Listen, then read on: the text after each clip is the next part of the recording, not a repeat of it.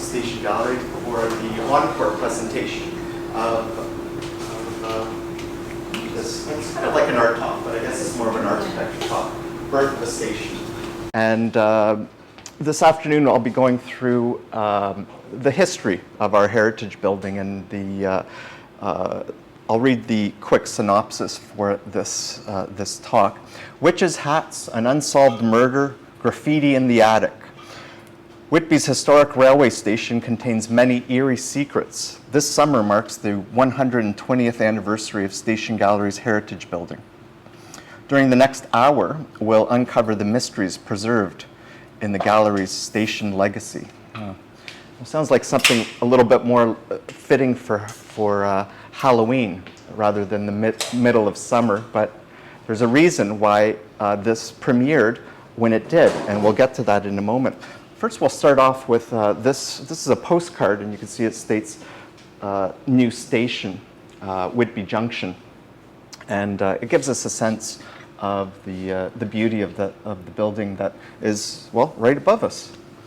And some interesting things, how things sort of go in and out, flow in and out of fashion over the years. Take notice that there's the chimneys are here, and the shingles are quite different as they are now. But back in the turn of the century, in the early 1900s, when this building was built in 1903, the railway station was considered sort of the community hub, much like Station Galleries now. And it was sort of the window to the rest of the world. It was a conduit for transportation. This was often the first place that people would see visiting Whitby, right? And it had to make a really good impression. This really shows the civic pride here in Whitby. And rural settlements saw the station as their primary link to the rest of the world. And the station offered instant communication and news through things like the telegraph services. Practically everyone and everything arriving in town from much distance came the way of the railway station. And this is really the community's gateway. And when we look at this building, we were reminded of an architectural style which was kind of on its way out. It was late Victorian period, right? Queen Victoria died in 1901, if I'm not mistaken. This is built a couple of years later, certainly after her passing. This would have been, I guess, around when, correct me if I'm wrong, I think it was King Edward that took the throne after that and rushed in a new architectural style known as Edwardian. But still, there was a certain momentum that was inherent in Victorian architecture. But at the same time, it's trying to lose some of those traditions as well. If you think of Victorian architecture, what do you think of? What are some of the hallmarks, if you think of it? They're really usually quite ornate, yeah. And this is ornate, but it's ornate in a different way. It's a little bit more subdued. And we can see sort of that restraint. It's more horizontal, right? It sort of feels like it's a part of the landscape, doesn't it? Rather than building upwards, as we know a lot of Victorian architecture buildings do. And this is, sure, it's the Victorian era architecture, but it's also known as the railroad style of architecture. And there's common elements with railroad styles, including elements include the waiting room, a ticket office, freight room, a platform, restrooms, and a roof that protects people from the inclement weather. And that's certainly what we have here is a very pronounced roof line, and we'll go into that a little bit further. And of course, these are known as witches' hats turrets, and we'll talk about those in a moment. But how many chimneys are you noticing there? There's two, right? Now, have a look at this. This is the track level elevation and the rear elevation of the preliminary drawings for the railway building. And we can see that there's two turrets that are facing south, one turret that is facing north. And that's one of the hallmarks of this building that makes it unique. I've done countless of Google image searches looking for other railway-style architecture, and they often have one turret or they have two turrets, but never have I seen one with three. So that's what makes the building above us so unique. And this contains the secret, actually. I've got a little secret. What's under here? What could it be? And there they are. These are the original pen and ink drawings of the proposed station for Whitby, Ontario, it says, and it's the Bridges and Building Department of the Grand Trunk Railway. And on here, there's a date. We're looking at a close-up, and it states 7/13/03, and that's why we premiered this talk on the 13th of July, a little bit over a month ago. That was the exact 120th anniversary of the inception of the Junction Station building.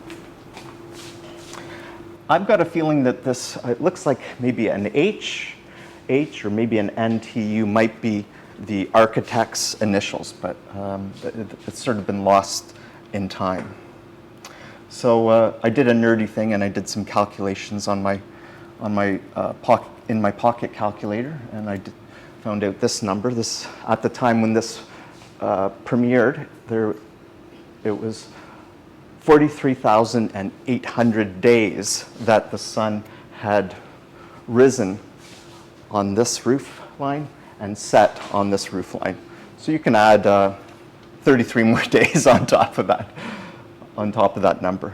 And that's how many times we've gone around, or rather had the sun go around us. This is also quite interesting. It shows the ground plan of the building, which is quite different than what it is now. We can walk through some of those details. This is the baggage, what was called the baggage and express room. And this is the back heritage gallery. Well, it's twice as long now, right? Here we can see it's kind of a cube, but now it's more like a shoebox. There was, of course, the ticket office. It shows here that there was a door here. That door has been walled in, and the wainscoting also has been filled in there. This is still there, the ticket wicket and the large airy waiting room. My office was the ladies' room, and it was open. It was open concept, if you will, and there was access to the toilet there, and the men had their corresponding wash closet. You can see the alcove is still just the way it was. This is the porch, or portico as it's known, and these here's the desk for the railway, the station master, and a beautiful sort of sitting area here that's still intact right now. You know, I was kind of looking at this design, and it even looks kind of like a caboose or like a rail car. So it's kind of, you know, with the wheels there, and yeah. And many years ago, I had taken a picture at one of these railway conventions, and there was a model enthusiast that created from this ground plan a scale model of the building. You can see here's that door that would have gone into the ticket office. There was no entry as there is now from where this wall is. You can see the baggage area. This is the chimney, one of the chimneys, and allegedly there is another chimney here. It might have just been used for decorative purposes. And here's the open alcove for the ladies' waiting room, their washroom, the men's washroom. Kind of nice to get a different perspective on things. Now, right a few days before Canada Day that just passed, I had an opportunity to go to the nation's capital and visit the National Archives. And these are some of the things that I had found about the negotiations that were happening between the Grand Trunk Railway, the town of Whitby, and where the station was going to be ultimately built. And just sort of interesting documents to go through. This is leading up to the building, the site location, November 28th, 1902. This one I think is dated a little bit early, or actually a little bit later, in 1903 in August. And interesting to see that there's some spelling mistakes in here, as shown, colored red. What else? Oh, and there was also some blueprints that showed where Henry Street and where the proposed plans were, and the different shiftings that were happening over the course of negotiating with the Grand Trunk Railway. And then in the archives, I was also able to find these quotes. The work of the new station is to be undertaken immediately and be located just east of Byron Street on the north side of the track. The structure will be a very nice frame, not the measly thing that Whitby was reported to get. So that's from the Uxbridge Journal. And Uxbridge actually has a really nice railway station as well, with one turret. And here's another quote. July 1st, a fitting way to commemorate the natal day of the Dominion was the commencement of the new Grand Trunk Station. This long-deferred improvement is now assured. So now this gives us a sense of when construction began on the building. It was at the height of summer and on Canada Day. And by all accounts, it was opened for business, for rail traffic and for passengers somewhere around the end of September or early October. And here's an image taken from a postcard advertising the new Whitby Junction station. And we can get a lot of interesting tidbits from this. Whitby Junction was written in the shingles, and there was beautiful designs that were on the roof line. So that's no longer there. It's obviously been reshingled a number of times over the decades. Kind of, yeah, the nice patterning, you know. I think Ron's still on. I forgot the top of the witch's hats, or the lightning rods. Mm-hmm. Are they still on the door? They are. They are. Yeah, Okay. yeah, the original ones. And we'll actually get a nice detail of those in a moment. Also, that wooden piece that's in the back there too, that there used to house the light. That's right. Well, thanks for noting that. Do you see this thing here? This has been kicking around the gallery. So I have a feeling that this could very well be the actual one. And I was looking at it, and I was like, wow, this is amazing. And it says that it's made in Montreal here, and it says CNR there. So this is like 100 years old. So yeah, really interesting stuff. I remember Dave Wysocki, some of you might know, a local artist, actually painted this, and I was like really amazed to find it. What else? Oh yeah, this was kind of an interesting quote that I found from the Uxbridge Journal that stated that the measly station that was proposed. This was another quote from that same article. The new station will cost in the neighborhood of $5,000, and that the company are negotiating for the purchase of the angle land between Brock and Byron Streets for the purpose of using it as a beautifier to the station, having shrubs, flowers, etc. in it. And that was written in late October 1902, before the construction began.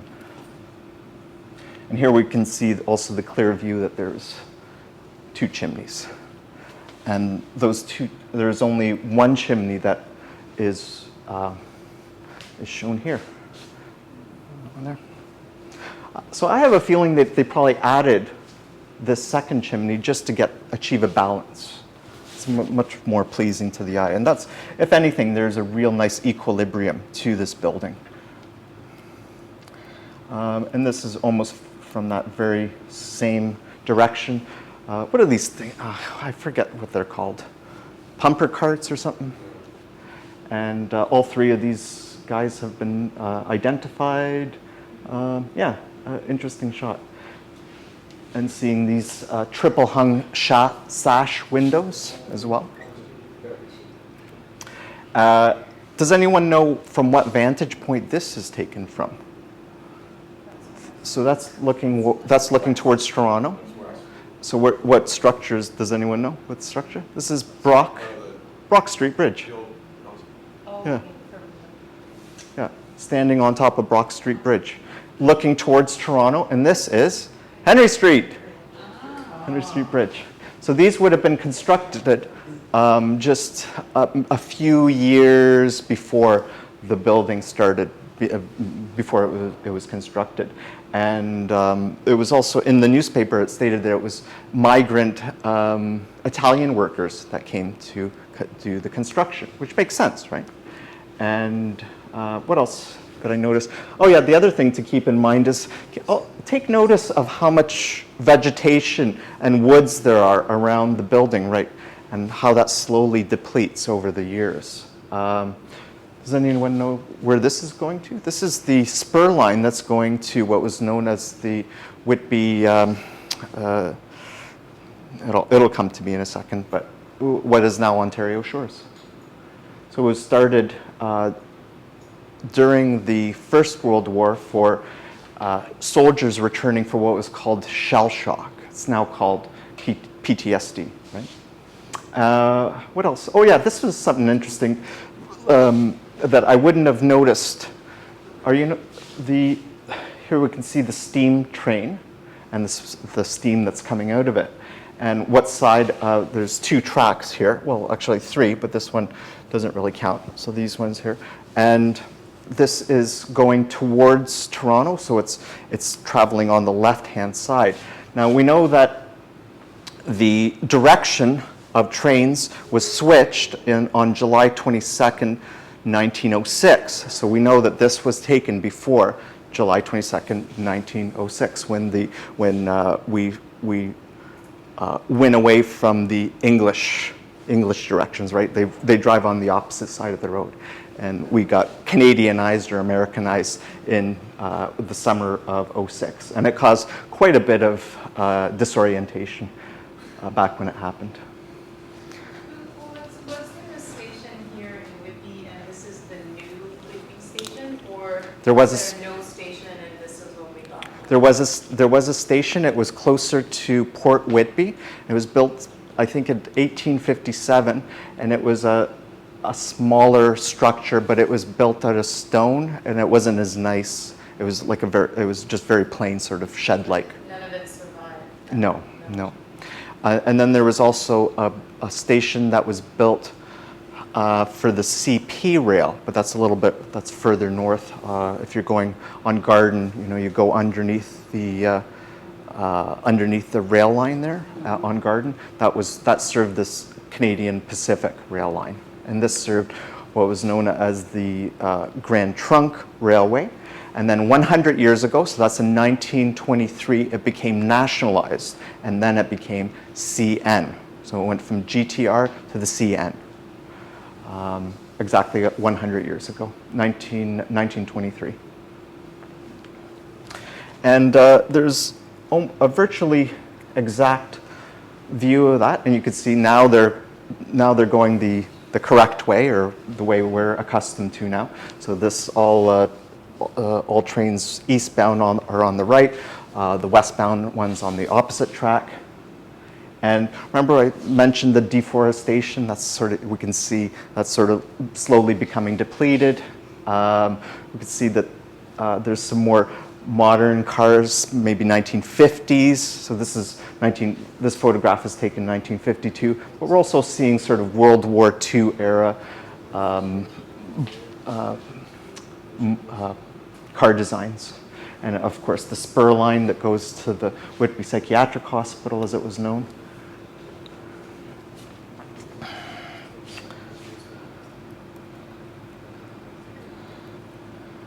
Yeah, it was originally known as the Ontario Hospital for the Insane.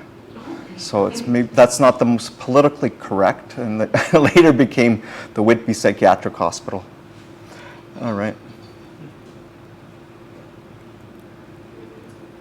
And then it's always interesting to see images of passengers. This is, who is this? Oh yes, the writing on the back states Janice Moreau's grandmother before World War I. Oh yeah, something to notice here. If you go up there, you'll see how the wainscoting has been faded. There was a radiator right below this window.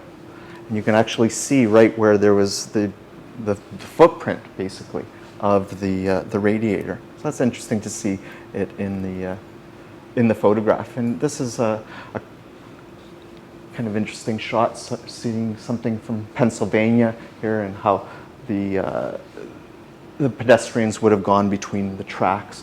This is a picture of, who is this? This is Florence Halpin at Whitby Junction Station. And this is taken in circa 1920. And just love that sort of, that look of the roaring 20s and standing in her contrapposto pose there. And this is, of course, the west side, and we can see the Whitby Junction there in the background as it's in the shingles. This one's kind of creepy, seeing these faces in the windows. Kind of gives me a chill. This was a photograph taken on August 17th, 1935. And just as a rail line can offer your community the world, it could also take away from you. And that's exactly what happened here. This is an inquest photo taken by Marjorie Ruddy. We had an exhibition of Marjorie's exhibition. You could probably say she's Whitby's most famed historic photographer, because we have many great photographers in our midst now. But Marjorie would be hired out by the police to take inquest photos, like, as in this case, but she would also take photos of class photos, and this photograph was actually reproduced in this catalog.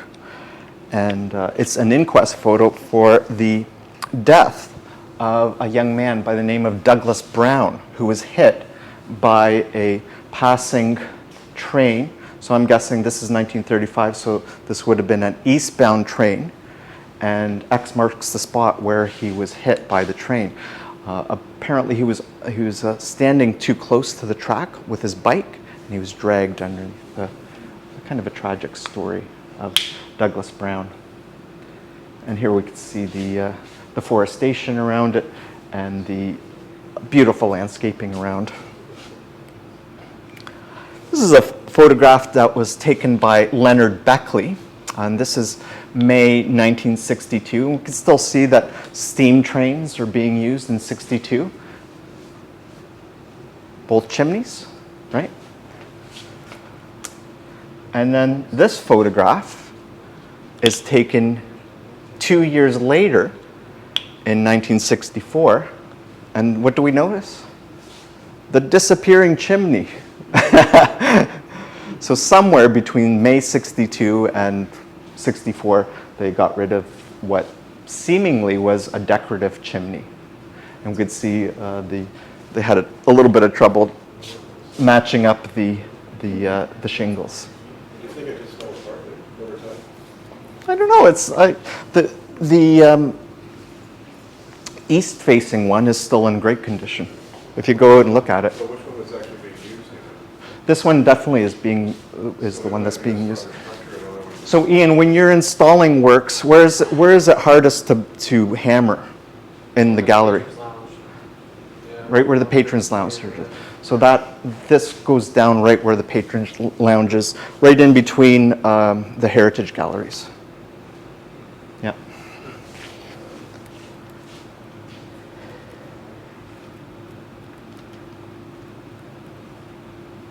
And we can see some interesting details here. Just always nice to zoom in on these things. We can see that this was the telegraph office and the station master.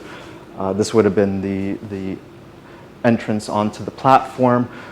The south-facing dormer window, very interesting story there, and we'll look into that a little bit later.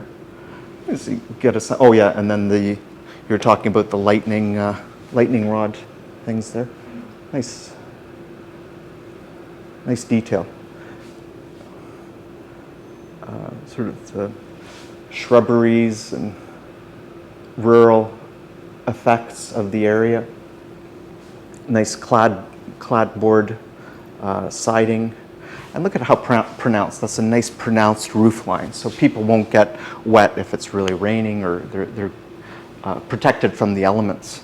I have a feeling that this was used for signaling trains, whether or not there was, there would probably be, like an arm would go down if there were people that were waiting to take the train or whatever. It'd be interesting to find out how many times the roof has been shingled since the beginning. Yeah. That's a hard roof to shingle. Mm-hmm. I remember, I think the last time was maybe about 30 years ago. I remember roofers shingling this building. I remember it happened, I've been here for 15 and it happened in my time. Yeah. Yeah, but I would imagine it would be quite challenging with all the curves in it, right?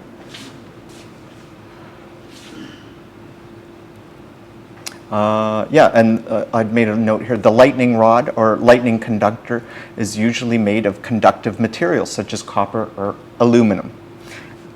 Nice to know that after 120 years, they haven't corroded too badly. And this gives us a sense of exactly when it was moved. It was on February 17th, 1970. And it had stood dormant by all accounts for, I don't know, people weren't taking the train as much. And from 1967 to 1970, it was derelict. It was just sort of left to its own devices. They were going to tear it down, as they did in many communities. And it was saved by Whitby Arts Incorporated. And it was purchased from the town for $1 on the condition that it be moved, because of course the expansion of the GO line, and they were making plans for the Whitby GO station, so on and so forth. So the building was moved by Bill and Marion Irwin. So Norman Irwin and his wife, I'm blanking on her name, forgive me, they put up the money to help to get this moved and restored. And there's really great shots of this being moved, of them taking it. They had to wait, of course, in the middle of winter, because these were farmers' fields, and they needed for them to be frozen, so they wouldn't get mired down and bogged down in the snow and in the fields. Yeah, you can see they had to board up the windows to prevent them from breaking. Another great shot. Allegedly, the CN track had to be closed down to traffic between 11 a.m. and noon, so that the building was able to cross the tracks. Sorry, here it is. Kathleen Irwin, who I did not know is actually related to the McLaughlins. Interesting, yeah. So they, Norman Irwin and Kathleen Irwin. By the way, interesting fun fact, Norman Irwin was born in the same year that this building was built, 1903. And the couple, they had paid for the costly move and rehabilitation of the building. This is another really great shot of them going across the tracks. And yeah, these doors are still there to this day. These paneled doors, and we'll get a detail of that shortly. So it was moved in early 1970 and moved again in 2004, and many of you will remember this event that happened in November of 2004.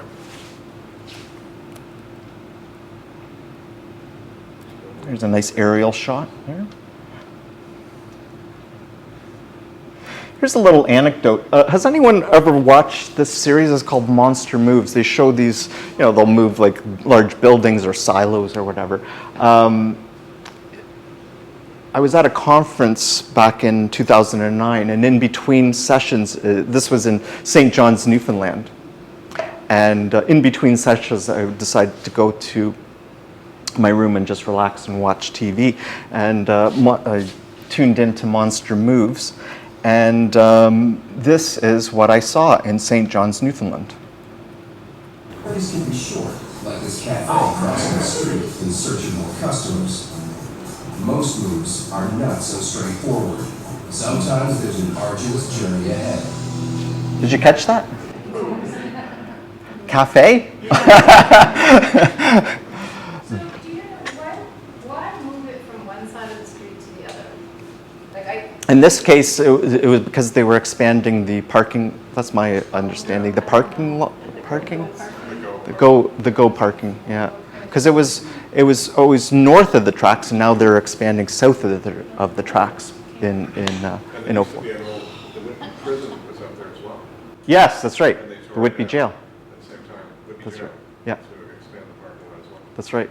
So in certain shots of the building, you can see the jail in the background. Yeah. Now, when it became an art gallery, were they using the front as the rear like it is now? Let's see, how was it? It's the same orientation. Yeah. Each single time it's been in the same orientation. Yeah. Because the back of the building is the front of the building, right? So we park is the... That's right. Yeah. Yeah. Yeah. And there was an exhibition in the building while it was being moved across. That's right. And I was in What, that- transitions or I was something? in that exhibition. Yeah. So it was scheduled, it was called Transitions, I think. You probably got Yeah. that kind of one. So the idea was that the show would move across the street with the gallery. That's cool. Can we see Monster Moves again? Yeah. Okay. Here goes. Ready? Wait, I'll turn up the volume. Which side of the street? So it was on the east side. On the Yeah. east side? Yeah. Oh, on the east side. So this is looking south, right? That's right. Yeah, we're looking south. Yeah. Days can be short, like this cafe crossing the street in search of more customers. Most moves are not so straightforward. Sometimes there's an arduous journey ahead. Bad fact checkers, go to your rooms. Okay, here, yeah, and this is the box. This is when we got the boxcar. The Spirit of 75.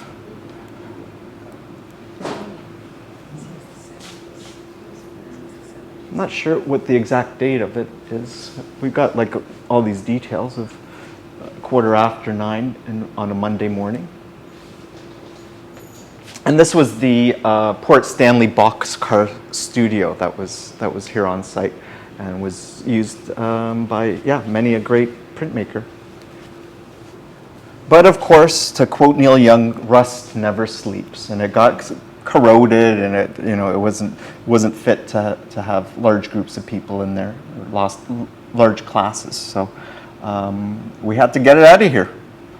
And it was in the what month was that, Natasha? It was in 2019, wasn't it? I think it was. Yeah, there's two Natashas. The Natashas we know, in perfect alignment. Are you looking at me? I think it was like more autumn. But yeah, check this out here. This is yeah, you can see the autumn leaves. Here it is.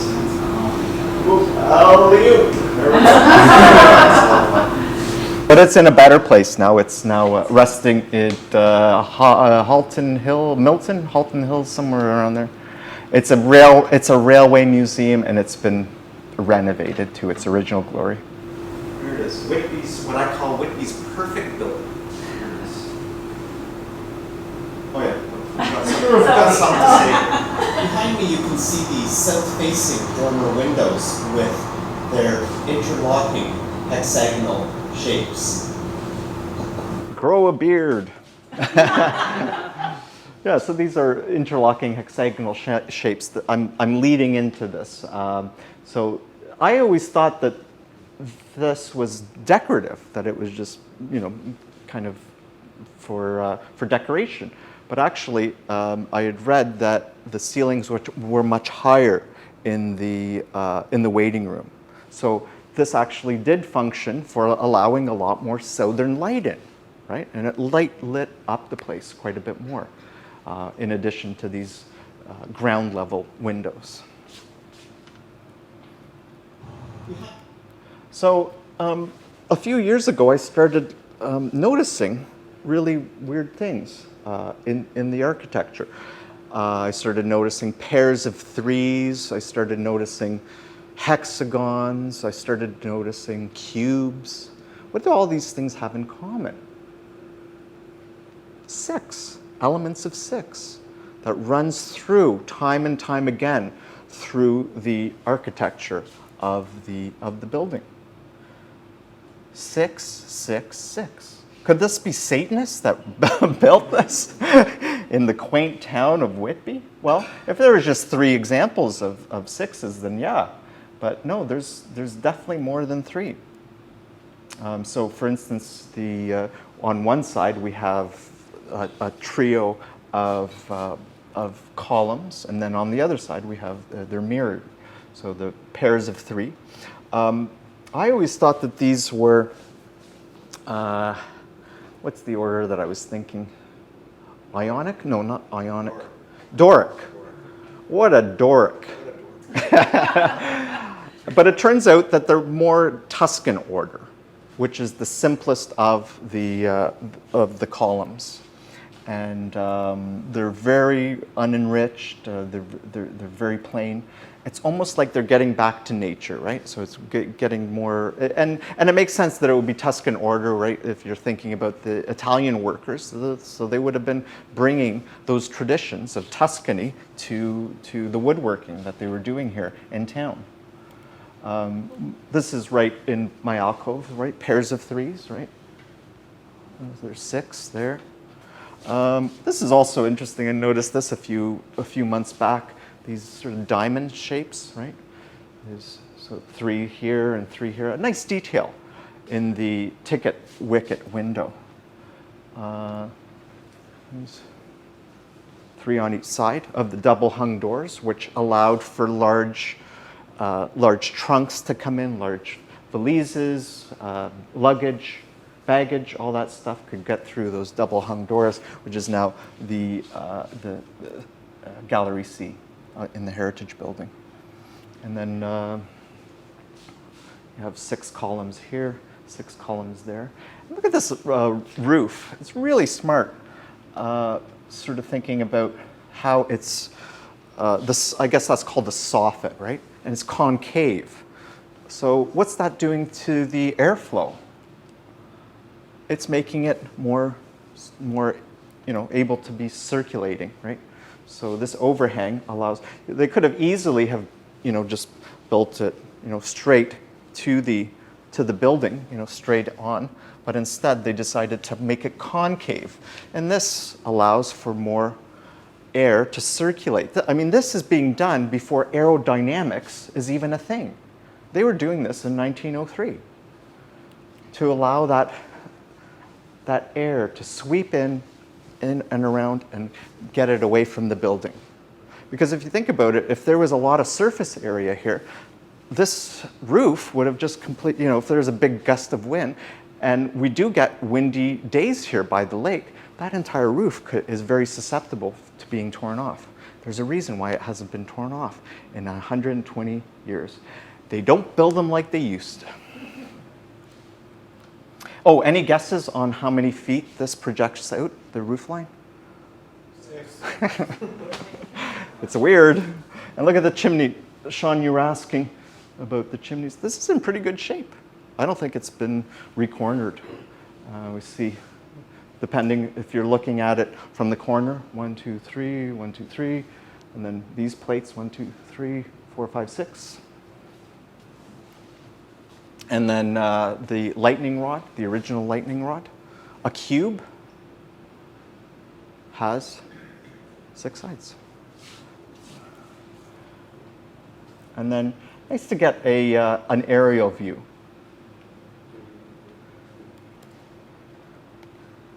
Yeah, we got it. So those are all the roof lines. 6 independent roof lines. So 6 is the magic number.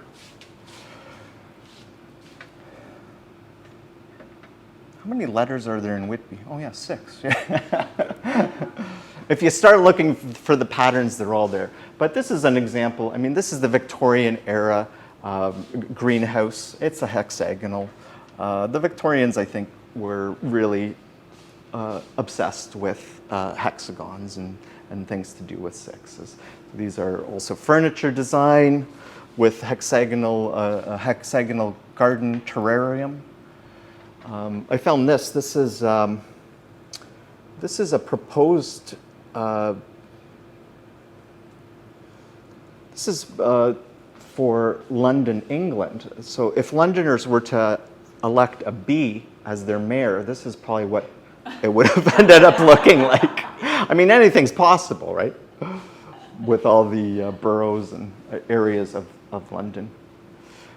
And this was, what was this? This is a plan that was devised by John Layton, and he was a fellow of the Society of Antiquaries. And this version is from 1899, right around the same time when the building is being conceived of. But it's only natural to have the 6s through the architecture. I mean, it is a very basic form. This is a electron micrograph taken by an electron microscope. Any guesses of what this is at the microscopic level? This is a snowflake. Amazing. I mean, it looks like a cog or something you would get on the industrial line. It's amazing. And of course, when we think of hexagons in nature, we obviously think of, you got it. There you go. So I think that the building of the station embodies the values and virtues of the society that it was built in. So if we think of Victorian society, what are some of the hallmarks of the Victorian era? Like, what were some of the moral attributes of it, right? Can you think of any? It was like prim and proper. Children should be seen and not heard. Exactly, yeah. I don't know how it would relate to. Yeah, but like personal responsibility, self-reliance, industriousness, Protestant work ethic, busy as a bee. I don't know. Could be something there. And then if you think about 6 and how in number theory, it's the first perfect number, as it's referred to. It's a positive integer that is equal to the sum of its positive divisors, and so on and so forth. So, I mean, there's other perfect numbers like 28 or 496 or 8,124, but that would be a lot of turrets, I think. 28 turrets? Can you imagine? The next double-digit perfect number. All right, chapter 2, we'll talk about this fella here. Who is it? Oh, it's Billy Stone. Poor guy. He's the night telegraph operator. And this is the front page, December 17th, 1914. It states William Stone murdered while on duty. Really tragic tragic event that follows us wherever we go as a building and as an organization. I'll play I'm going to take a little bio break. I'll play a 10-minute video. I did this was during the pandemic when we were, remember Natasha, in the early, right when it started, right when the fit hit the shan. We were looking for content. That was important, right? It had to be digital content because we weren't open to the public. And I decided to do a short 10-minute documentary on Billy Stone.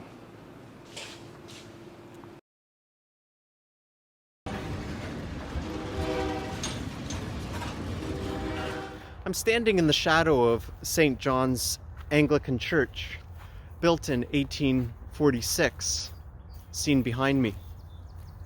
And the adjacent cemetery is a great contemplative place to come and to ponder our place in the world and wonder if our stories and our names will resonate in the future. And in the southeast corner is a grave marker. Here it is for a stone marking the Stone family plot, and two members of the Stone family resonate with Station Gallery still to this day, and it's a cold case which follows the gallery wherever it goes. Let's head back to Station Gallery and learn a little bit more about the Stone family. I'm at Station Gallery. It's after hours, it's dark outside. I'm all alone. This is a perfect opportunity to talk about the unsolved case of William P. Stone, the young man who served as the night telegraph operator. Through the patrons' hallway, it's as though we're stepping back in time. And this would have served as the front entranceway of the Whitby Junction station, which was on the Grand Trunk Railway line. And the woodwork and the wainscoting is wonderfully preserved, just as it would have been when it was built in 1903.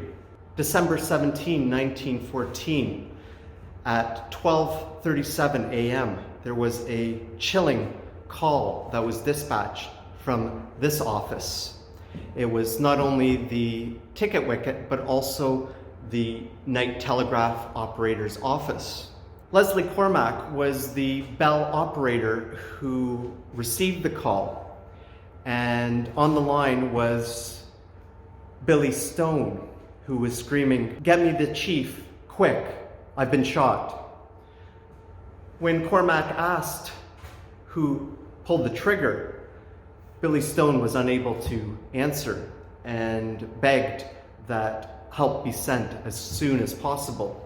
When Police Chief McGrady arrived on the scene, it's reported in the newspaper of the day that Billy Stone was found quite dead with a bullet wound in his breast just over his heart.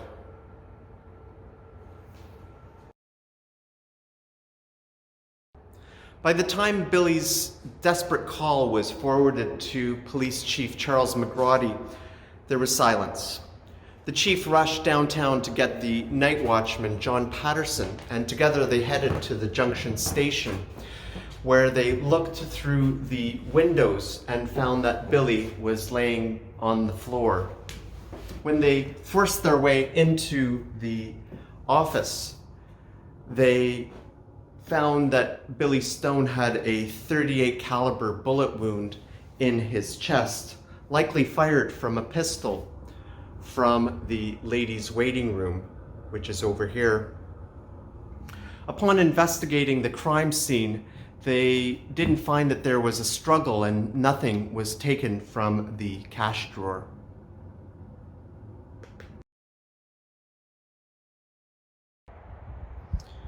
The news of the murder of Billy Stone spread quickly through the town, creating many theories about what the motive was. At first, robbery was suspected, but nothing was disturbed or missing. The most likely supposition was that the shot was fired by a tramp who was passing through. Stone was known to be a fearless young man who had often ejected tramps when they insisted on spending the night. The manhunt for the killer began the following day with Ontario Provincial Police Inspector William Greer heading up the investigation.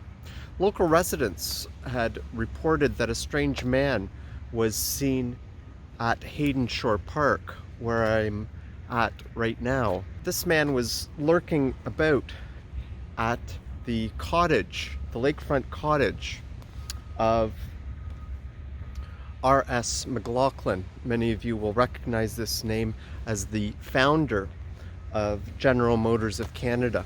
They had taken measurements of the footprints in the snow which were around the McLaughlin cottage, but they did not match up with the footprints that were around the station. Billy Stone's funeral was held at St. John's Anglican Church, seen behind me.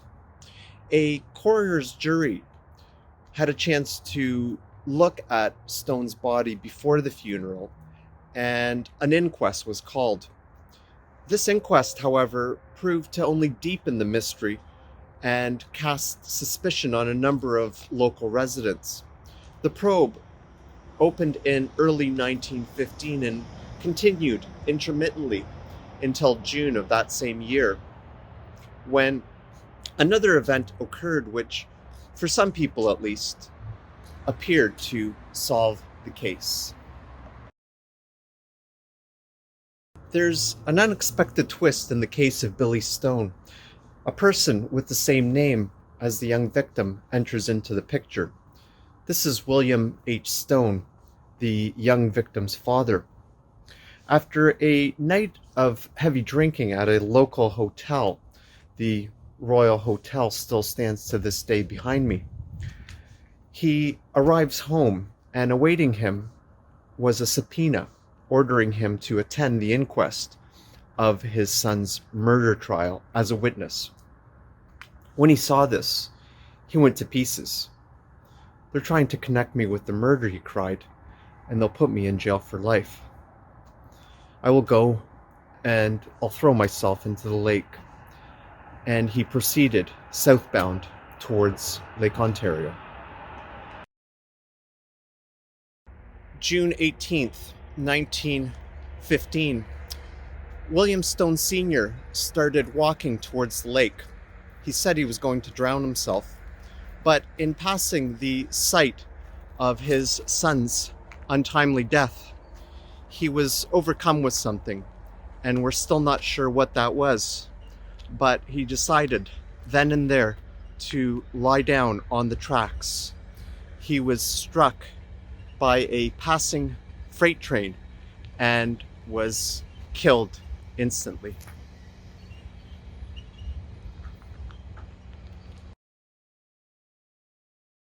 A coroner's jury concluded a verdict of suicide.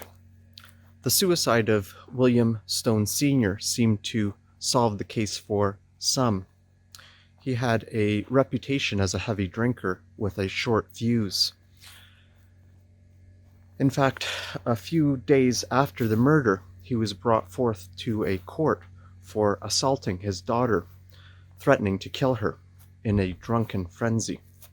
Several motives for the homicide persisted. The First World War was just a few months old. People wondered if this was the work of a German spy. Others wondered if Billy was shot for the gambling debts which he owed. At the time of his death, Billy was contemplating marriage. Could this have been a love triangle gone wrong?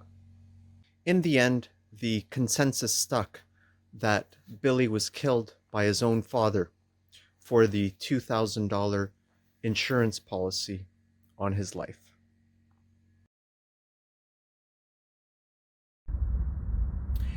I'm back at St. John's Anglican Cemetery. There's a beautiful full moon out on this crisp May evening. And I've returned to this site to ponder the Stone family. I'm haunted by their familial trauma, their collective tragedy. Whoever killed Billy Stone has taken this awful secret to the grave.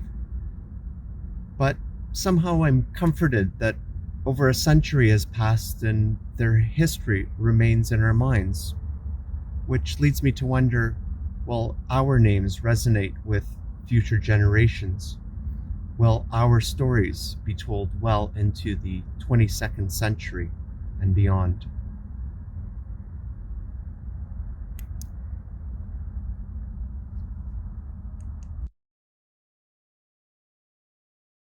All right, yeah, so that's the story of the Stone family. Does anyone want to go into the attic? Want to go up to the attic? Anyone? Natasha, can we go up to the attic? Yeah. What do you believe happened to William Stone? You mentioned there are different theories or different perspectives. What do you think after research? Probably that William Stone Sr. probably killed him. He was prone to violent outbursts. The two sisters of Billy Jr. Testified in the court proceedings, and the sisters said that he would have violent lashings at him and stuff like that. So yeah, probably he was short fuse. But there's so many theories. I mean, McQuay, what do you think? Like there was. What are some other ones? There's one. I researched him about 20 years ago and did a piece based on him. It was actually in the gallery when I was living across the street. And at the time, when I was researching, there was some documentation about a phone call from the sheriff's office somewhere in the southern states. Yes. In 1953, I think. And there was a transient popped up that was claiming, so he was a little inaudible, but he was claiming that he had murdered Billy Stone at that point. Right. So they felt that phone would be constabulary and report this. But I don't think it was followed up. I was talking to Brian Winter about it. I don't think it was actually followed up. Yep. So there was a confession by an unknown traveler in the southern states, phoning in 1953. So that's another story. I visited with former archivist Brian Winter, you just mentioned, and he continues to do research, and he let me photocopy all of the transcriptions that he did of newspapers. And there's a reoccurring name, Harry Birmingham or something like that. He's called a chum of Billy.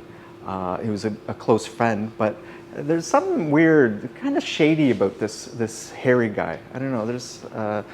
So that's also a suspect, and there was like guns involved in the a 33 caliber pistol. There's something suspect about this Harry Birmingham guy.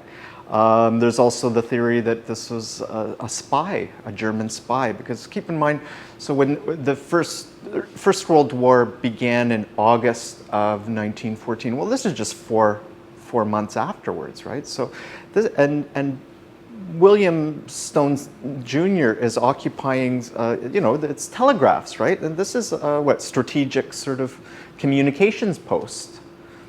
Could have been a German spy. But there's so many theories out there. But likely, chances are, I think the consensus is that it was Senior who killed Junior for a mere $2,000. Look at that.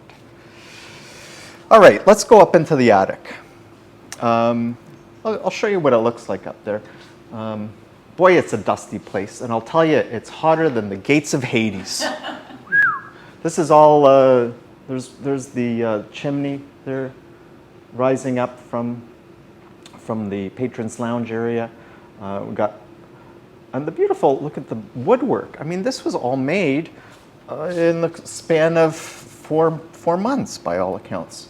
This is the conical turret that is the north-facing one, so it's not the one that has hexagons in it. And look at this amazing woodwork. Absolutely incredible. So for the conical one, you can actually go in and stand underneath it. But this is the conical one, and on both sides are the more angular ones, the hexagonal tapered turrets that are south facing, and there's no access to those. Here's the dormer windows, right? We had raccoon problems a few years ago, so one of the glass that they were going in through the glass there. There's 9 interlocking hexagons there on either side. And check this out. Look at this.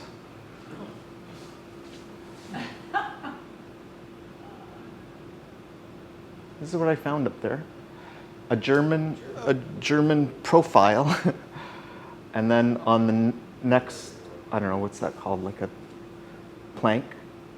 It's like a landscape, a really sort of primitively, but it uses an entirely different visual language than what we're used to in the 21st century. It still has sort of, and look at all this dust that's settled over time. Yeah, so it kind of points to the future of art, doesn't it?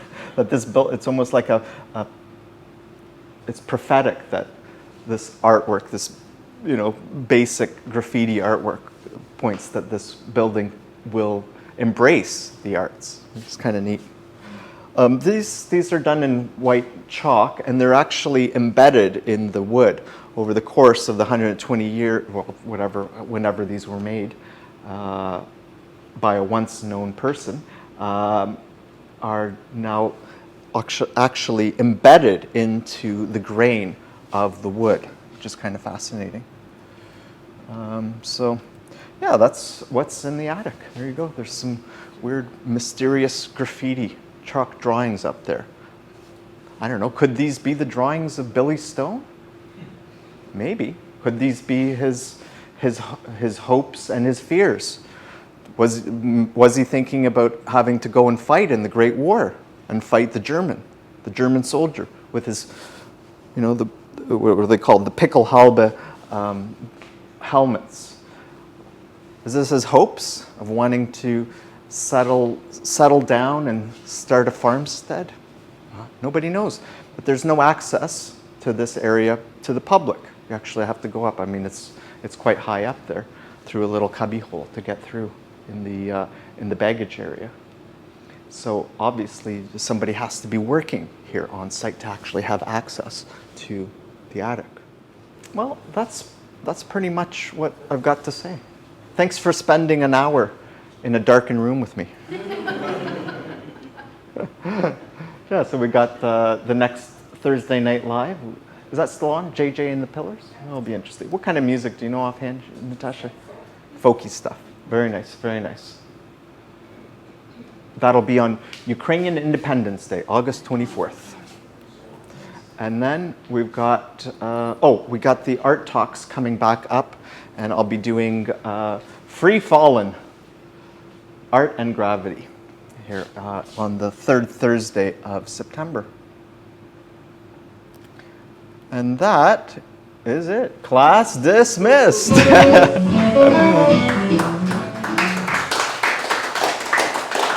Thank you.